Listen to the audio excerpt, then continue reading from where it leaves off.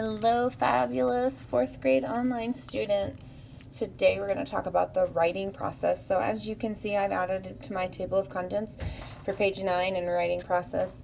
Now, if your table of contents doesn't look exactly like mine, that's okay.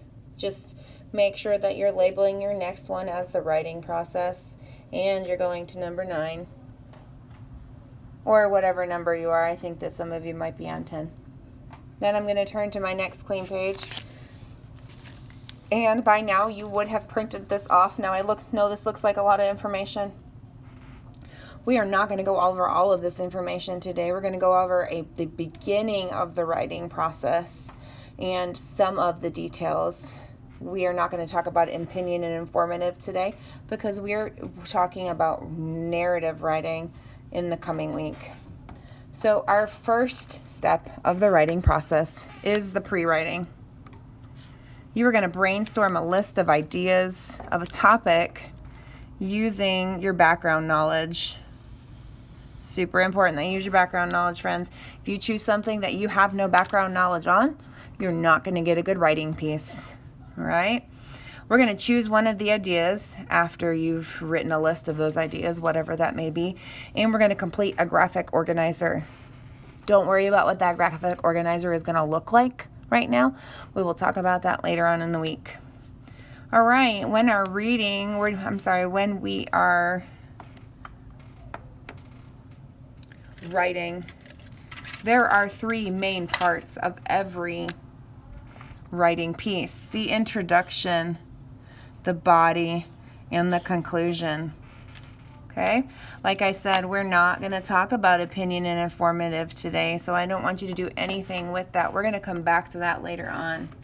I do want you to pay really close attention to the narrative writing. That's what we're talking about. We're going to be writing a personal narrative in the coming week.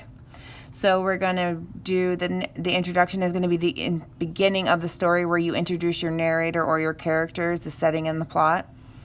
Our body is going to be the middle of the story where the characters are developed and events show a sequence of events. And the conclusion is the end of the story or the solution to the problem. Again, we're just talking about the basics of the writing process today. We will be going into more detail later in the week.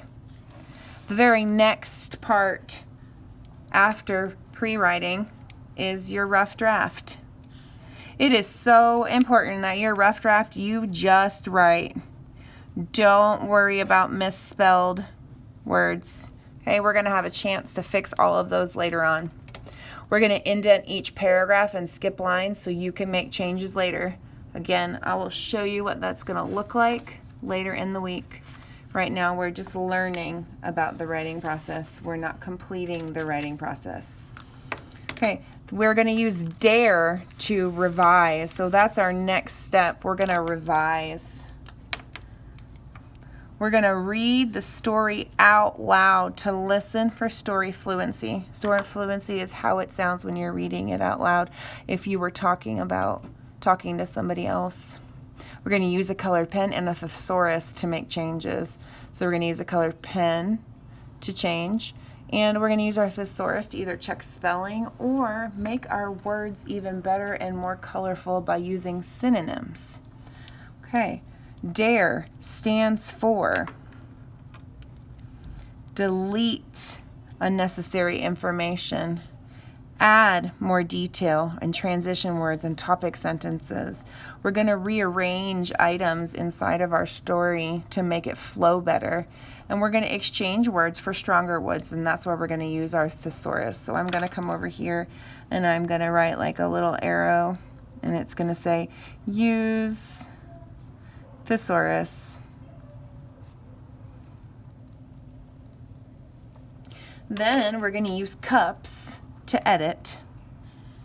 We're going to look for errors. We're going to use another colored pen and a dictionary. So we are going to capitalize. That's our C. We're going to usage. We're going to check for verb usage and see if sentences make sense. We're going to use proper punctuation. Every single sentence in your paper needs a proper punctuation mark. And we're going to check for spelling. Finally, we're going to do peer reflection before we get to our final copy. We're going to read our paper to a peer or our teacher, and we're going to go over the checklist together. Next week's checklist will look something like this. Then finally, after you have gone over your peer reflection, you're going to write your final copy. Make sure it's neat. It's handwriting for this one. So whether you're handwriting or typing, it should be your best work and error-free. So I am going to take a different highlighter and I'm going to say it should be your best work and error-free. This is the one that Miss Hughes is going to grade. This is the one that matters.